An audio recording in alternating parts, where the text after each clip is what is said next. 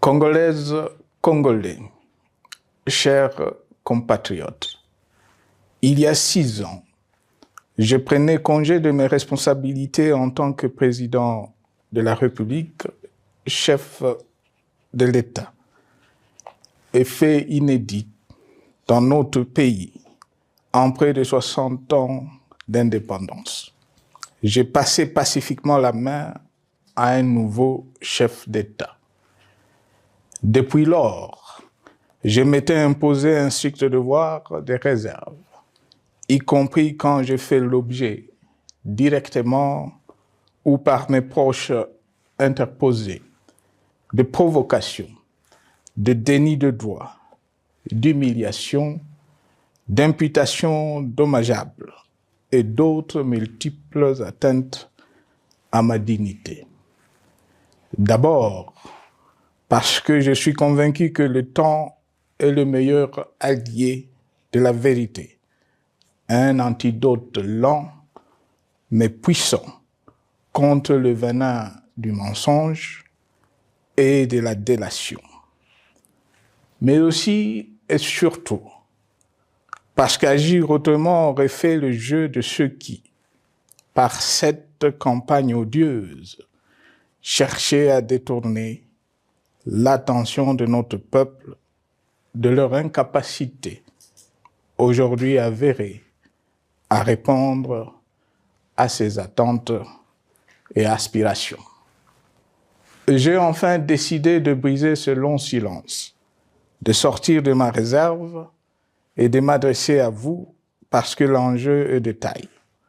Il est même existentiel. Non pas pour ma famille politique ou biologique, moins encore pour ma modeste personne, mais plutôt pour la nation congolaise et pour l'avenir de notre cher et beau pays.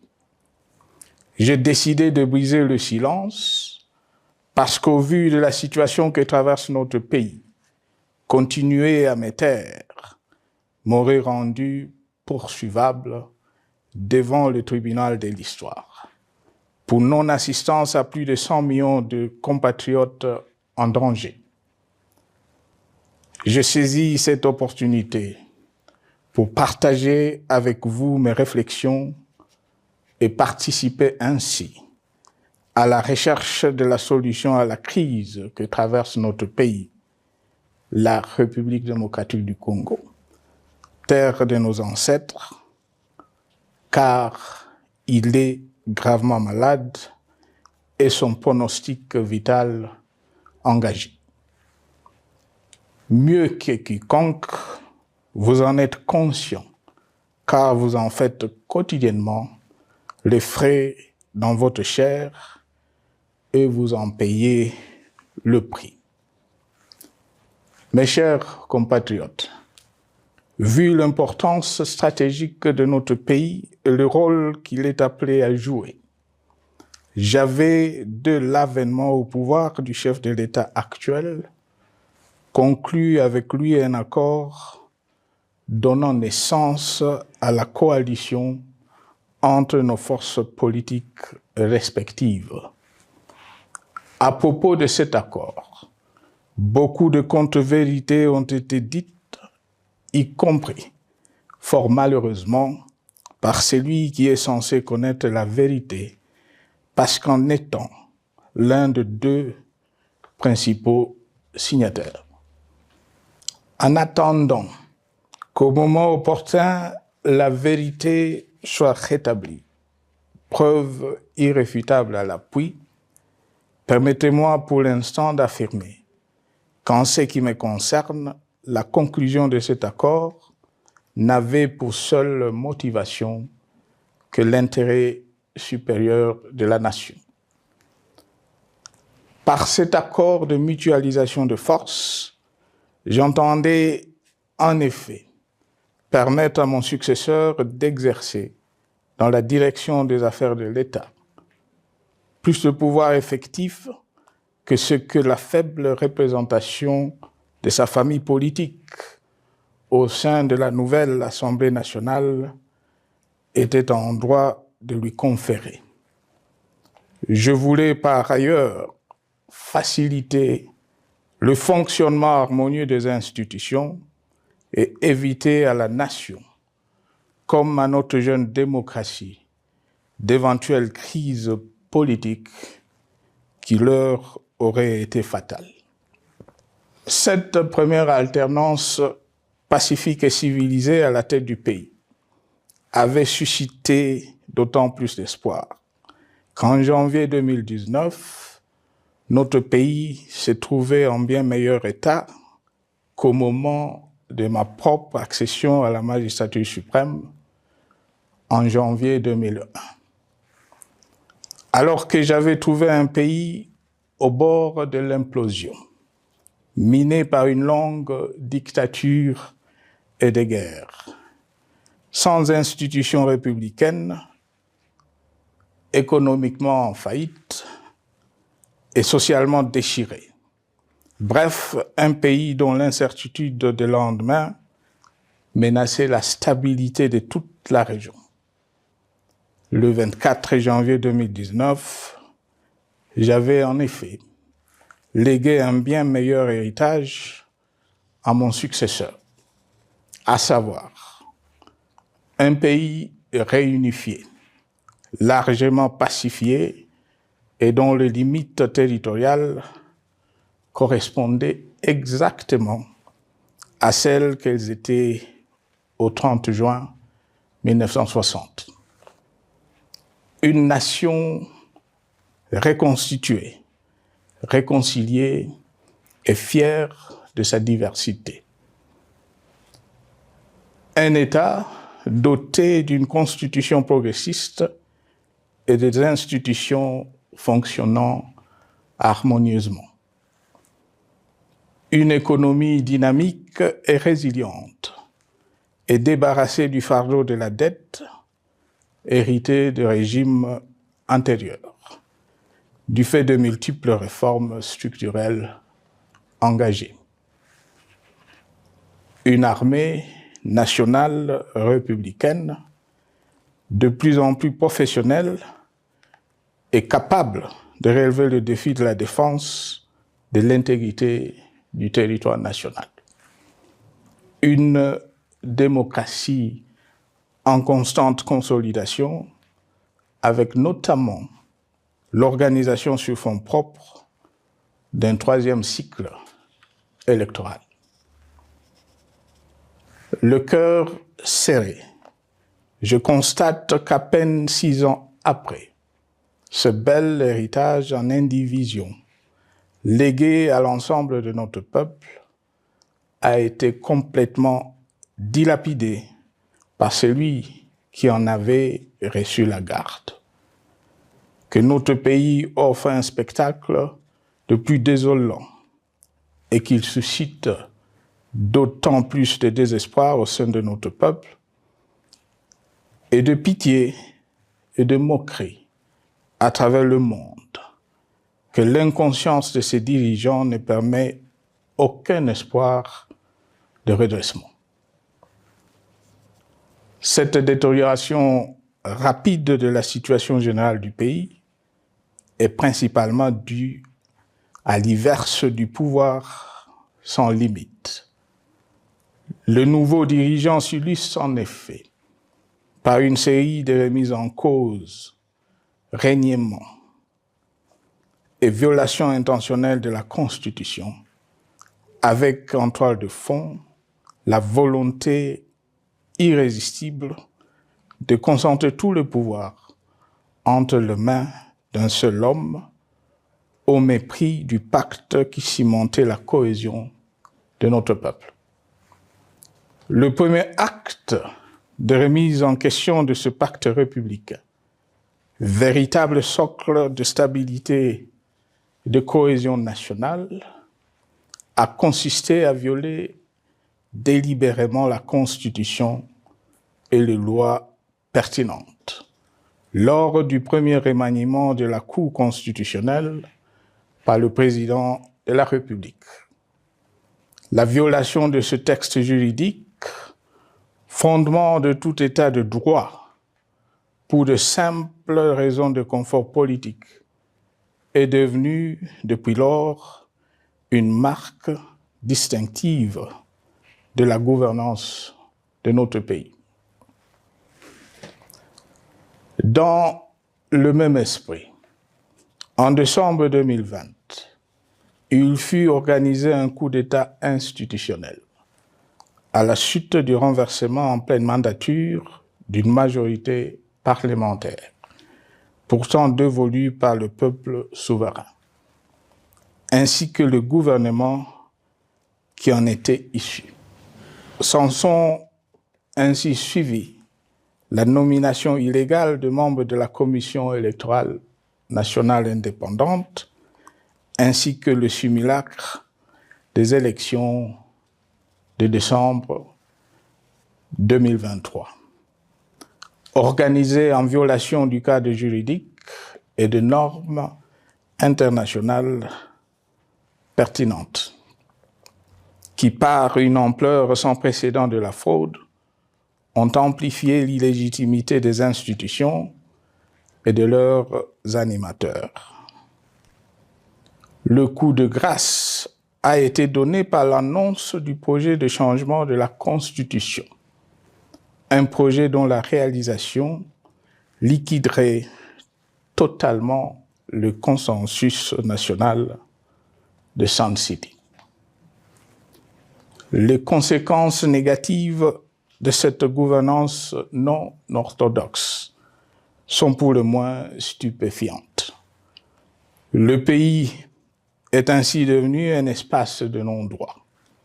La République a cessé d'être démocratique et la volonté du chef de l'État tient désormais lieu de loi suprême, supplantant la Constitution et les lois.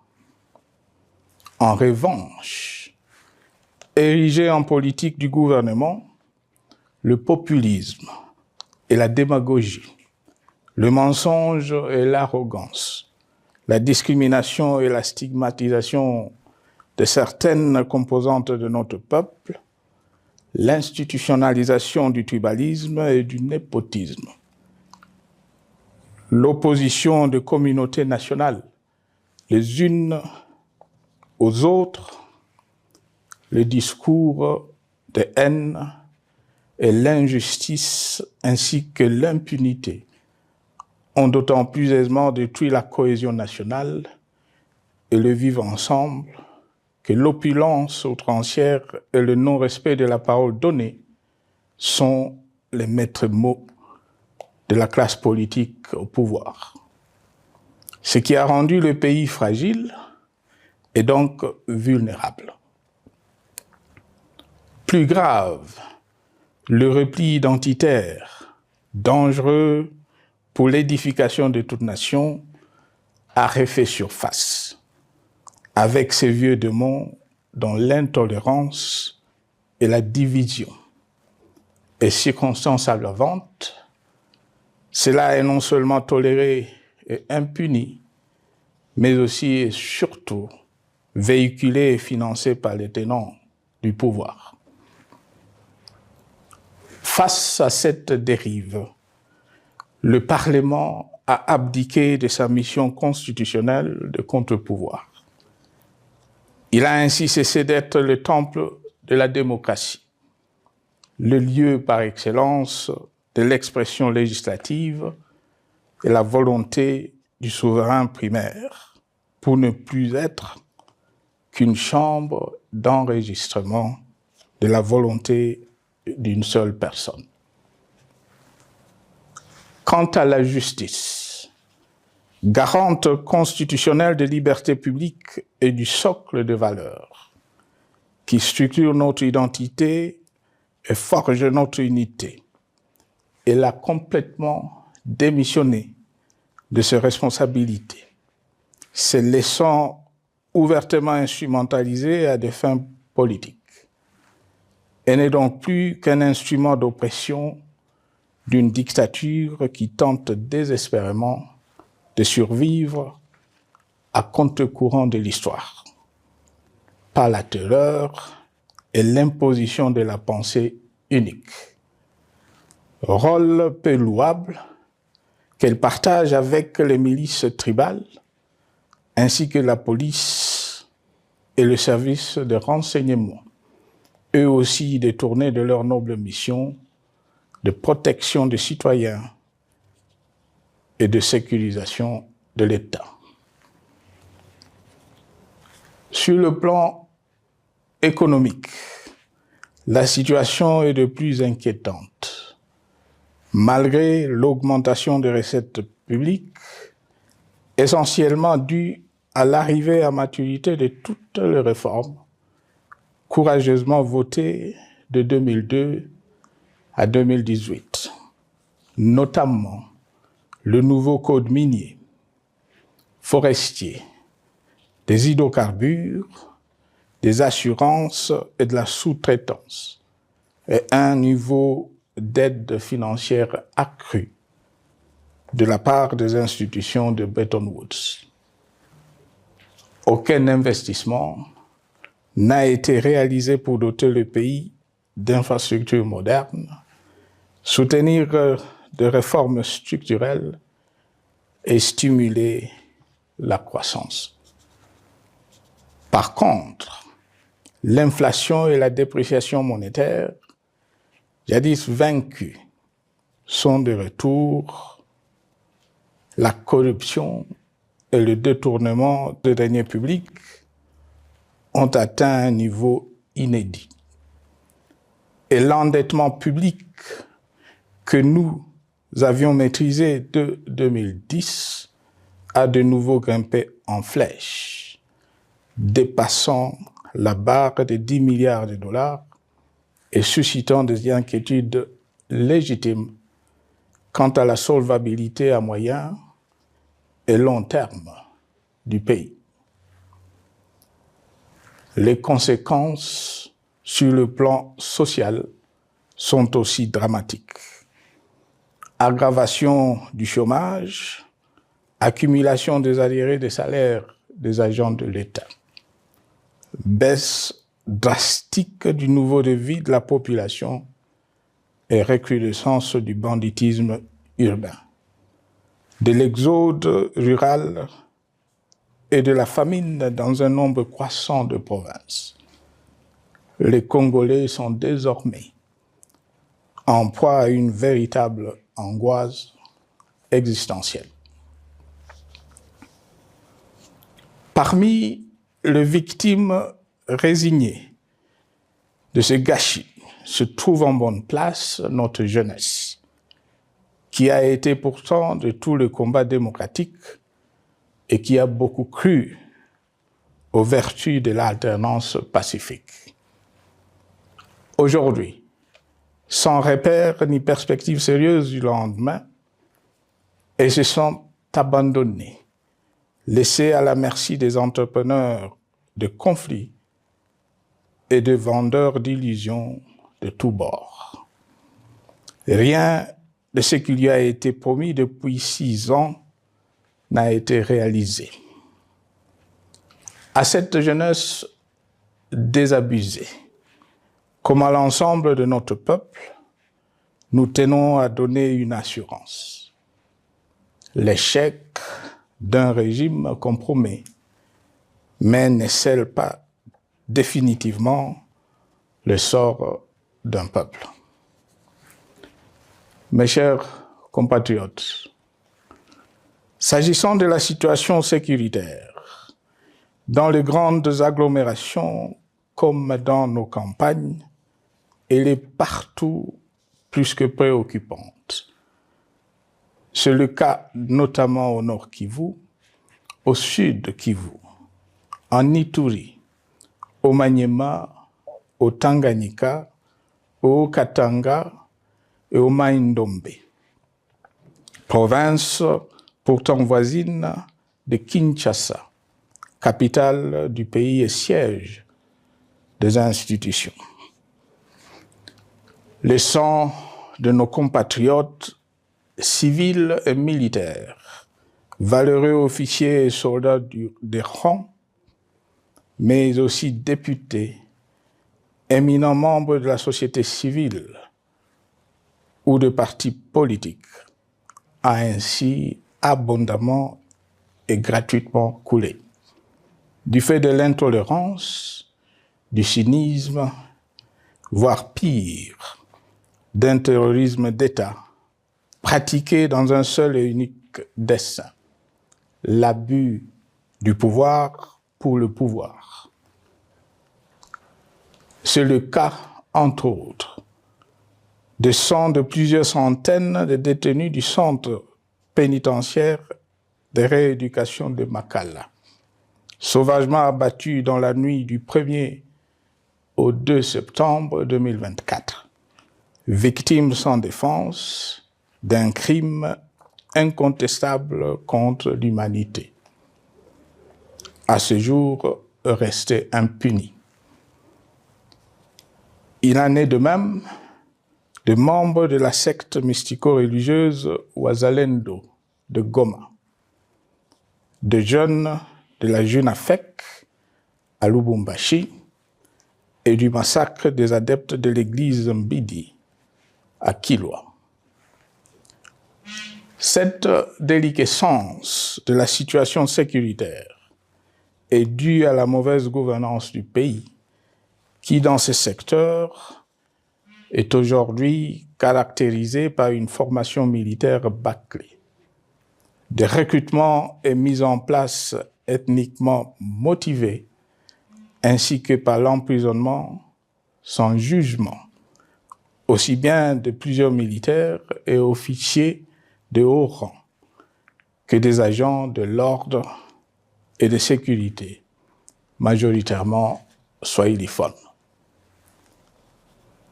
Bien plus, à l'armée nationale, bouclier de la nation, instrument de préservation de l'indépendance nationale et de l'intégrité territoriale, il a été substitué de bandes de mercenaires, de groupes armés, de milices tribales et de forces armées étrangères qui ont non seulement montré leurs limites, mais aussi enfoncé le pays dans un chaos indescriptible.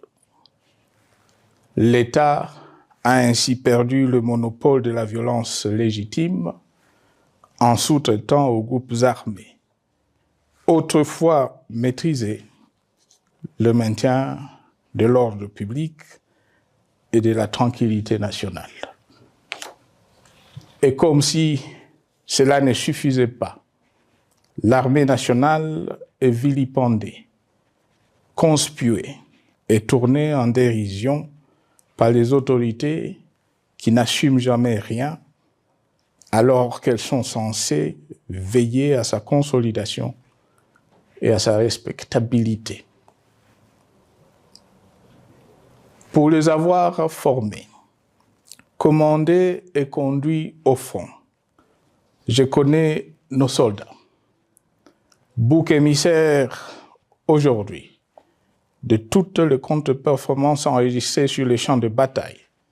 Ils ne sont pourtant pas intrinsèquement moins bons, moins nationalistes et moins loyaux. Ce qui a changé entre-temps, c'est la qualité du commandement et de leur prise en charge. Au niveau régional, le gouvernement a levé l'option désastreuse de se détourner de deux principaux instruments internationaux qui étaient à la base de l'architecture régionale de paix et de sécurité, laquelle avait permis la stabilité régionale que le président actuel avait trouvée lors de son accession au pouvoir. À savoir, le pacte sur la sécurité, la stabilité et le développement dans la région de Grand Lac et l'accord cadre pour la paix, la sécurité et la coopération pour la République démocratique du Congo et la région. Plus grave encore, en faisant de forces négatives, les FDLR, ainsi que des centaines de groupes armés congolais, des supplétifs des forces armées de la République démocratique du Congo, le gouvernement a ouvert la voie à la régionalisation du conflit, avec des conséquences inévitables sur la stabilité de la région. Mes chers compatriotes, alors que sur le plan institutionnel, politique, économique et social, les fondamentaux avaient été établis et que le pays avait été placé sur la rampe de lancement, prêt à décoller. Nous voici, hélas, en un temps record, soit 6 ans, de nouveau à la case départ.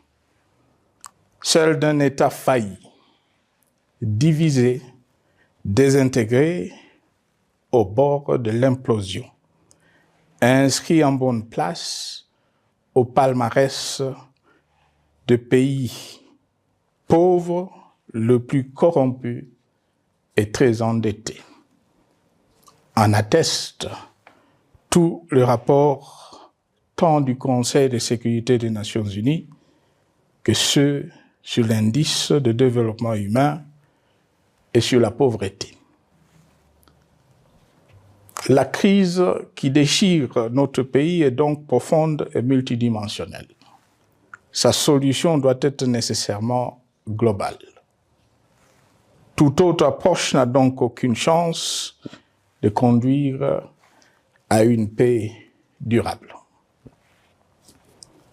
Bien plus, le Congo est intemporel. Il n'appartient pas à tel ou tel régime politique, ce dernier étant par définition rotatif et donc passager en démocratie. Il appartient plutôt au peuple congolais dans sa grande diversité. Ce qui est vrai du Congo l'est aussi des immenses ressources du sol et du sous-sol dont il regorge et qui sont essentielles à la croissance et au développement à l'échelle internationale. Que tous, au pays comme à travers le monde, en tiennent compte et qu'ils inscrivent leurs projets dans une perspective qui privilégie l'intérêt du Congo et des Congolais, plutôt que celui de ceux qui, à un moment ou à un autre, dirigent le pays.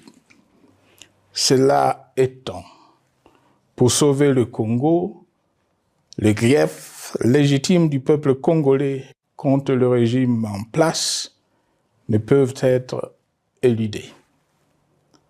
Ils doivent plutôt être pris en compte. La dictature doit prendre fin et la démocratie, tout comme la bonne gouvernance économique et sociale, doivent être restaurées. Car, comme en témoigne l'histoire, il ne peut y avoir de solutions sécuritaires définitives sans solution politique sincère. Sinon, il y aura de nouvelles vagues de convulsions politiques, de troubles à la paix, d'insécurité, d'instabilité institutionnelle, de conflits armés et de guerres civiles. Perspective qu'en toute responsabilité, nous, Congolais, ne pouvons plus nous permettre. Il est dès lors vital que les multiples initiatives de recherche de la paix, Luanda, Nairobi, EAC-SADC, l'Union africaine, Doha et Washington, que nous accueillons favorablement, les considérant comme autant de signes de compassion et de solidarité à notre peuple, soient conscientes de cette exigence.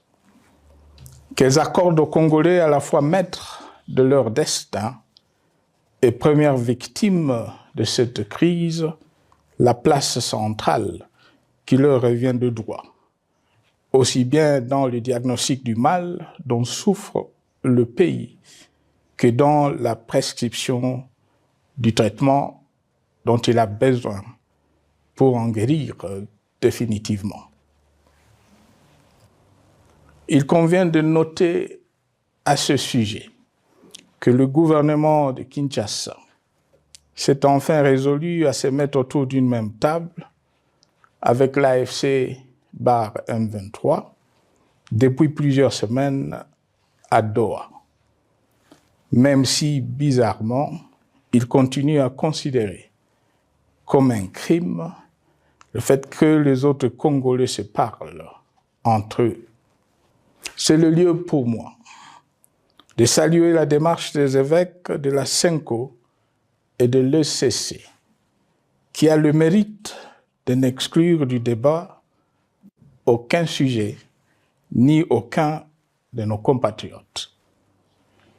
Sans être parfaite, cette initiative conjointe des Églises mérite le soutien et, si nécessaire, des enrichissements de la part de notre peuple.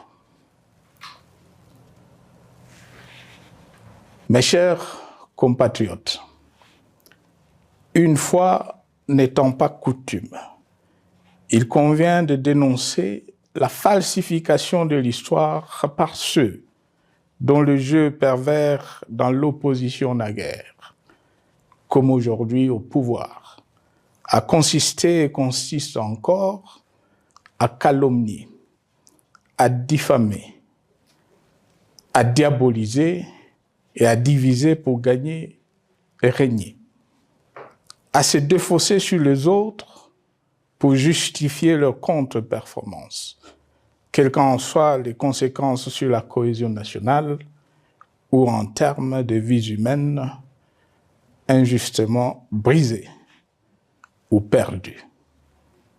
Une preuve, s'il en fallait encore, vient de nous en être donnée une fois de plus. Il y a quelques jours, en effet, suite à une simple rumeur de la rue ou des réseaux sociaux sur ma prétendue présence à Goma, où je veux me rendre dans les prochains jours, comme annoncé par ailleurs, le régime en place à Kinshasa a pris des décisions arbitraires, avec une légèreté déconcertante qui témoigne du recul spectaculaire de la démocratie.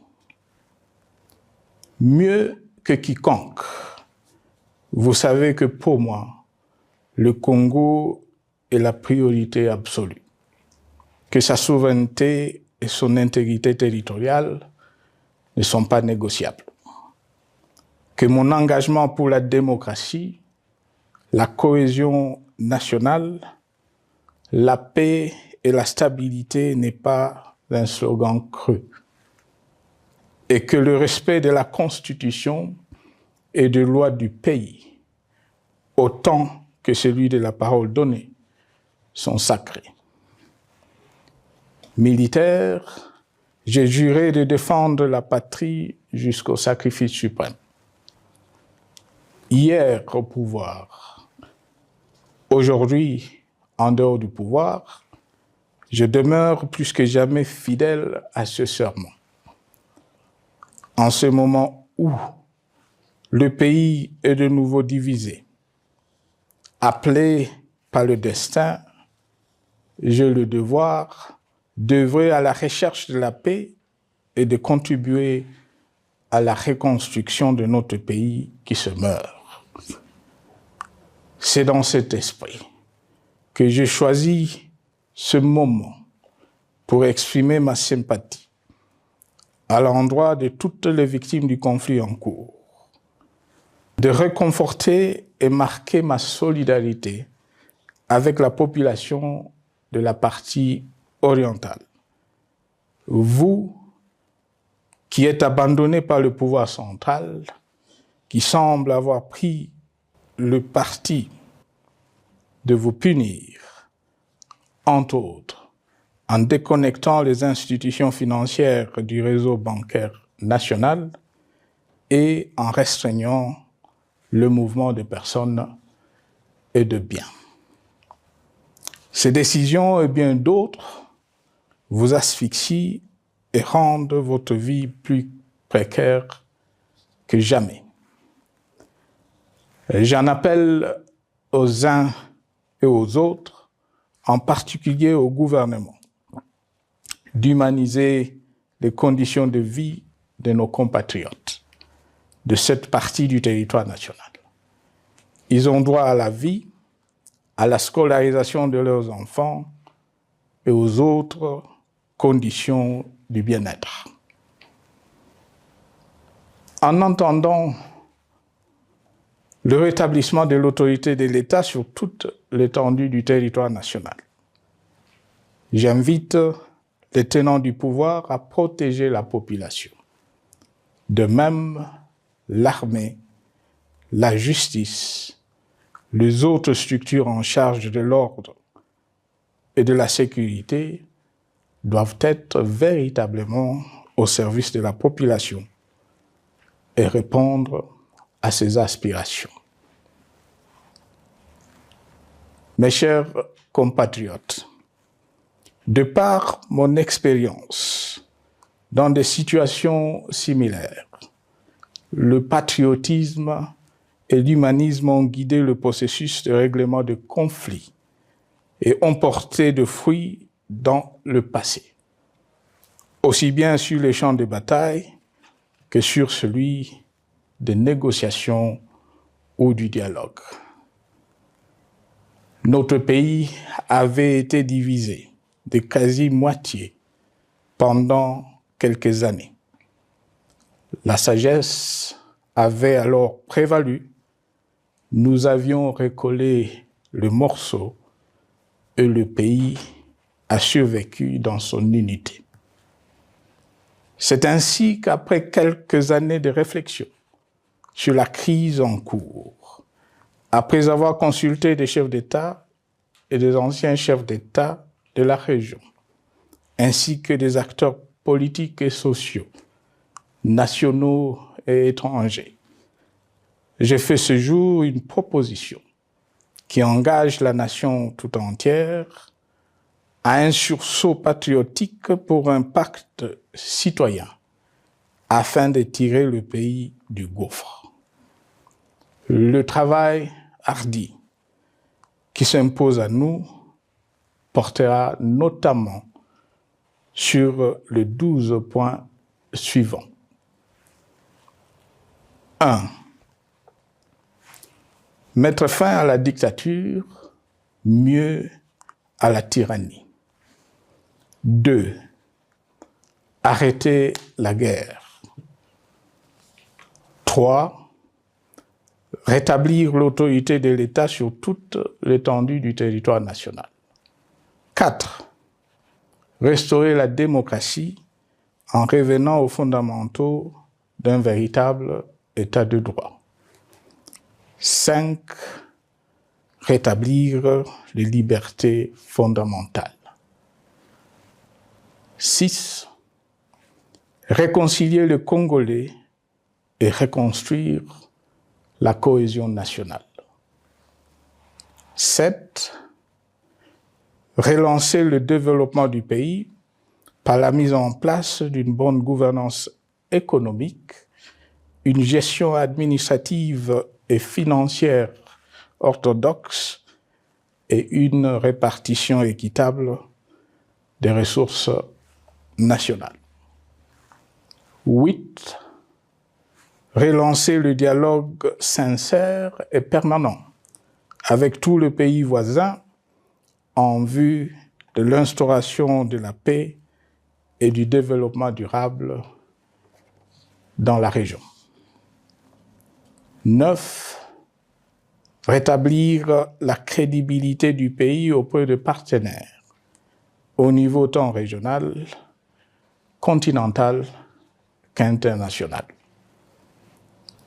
10. Neutraliser tous les groupes armés nationaux et étrangers et rapatrier ces derniers dans leur pays d'origine. 11. Mettre définitivement fin au recours et à l'utilisation de mercenaires, conformément à la Convention de l'Union africaine sur l'élimination du mercenariat en Afrique du 3 juillet 1977 et à la résolution des Nations Unies du 4 décembre 1989 portant sur la Convention internationale contre le recrutement, l'utilisation, le financement et l'instruction de mercenaires et rapatrier sans condition ceux qui sont déjà déployés sur le sol congolais. 12. Ordonner le retrait sans délai de toutes les troupes étrangères du territoire national. À ce sujet, je salue la décision sage des pays de la SADC de retirer les troupes de la SAMI DRC de notre pays. Vu l'immensité de la tâche ainsi décrite, je lance un appel solennel à tous les Congolais, sans distinction de sexe, d'ethnie, d'âge, de classe sociale, de zone géographique ou d'appartenance politique, qui aiment passionnément le Congo, qui sont prêts à tous les sacrifices, qui adhèrent sans réserve au pacte républicain de Sun City et qui tiennent au respect de la Constitution du 18 février 2006, à se dire autour de ces objectifs. Il s'agit de la refondation de l'État et de l'édification d'un pays qui a perdu ses repères. Mobilisons-nous et mettons à profit tous les moyens à notre disposition pour restaurer l'unité nationale, sauver le Congo et préserver son indépendance. Car l'Afrique et le monde nous regardent. Mes chers compatriotes, le Congo vaut mieux que la caricature qu'en donnent ses dirigeants actuels. Le Congo mérite mieux que cette politique extérieure faite de jérémiades et de mendicité. J'ai donc la ferme conviction que le peuple congolais est capable, aujourd'hui comme en 1960, de vaincre les démons de la division, qu'il est capable aujourd'hui, comme au cours de la décennie 90, de vaincre la tyrannie et la tentation du pouvoir absolu. Qu'il est capable aujourd'hui, comme en 2003, de prendre le dessus sur ce qui nous divise et de mettre fin à la violence armée qui oppose ses enfants. Pour y parvenir, chacun doit jouer sa partition. Je m'engage à jouer la mienne. Que Dieu bénisse la République démocratique du Congo, qu'il bénisse individuellement chacun de vous. Je vous remercie.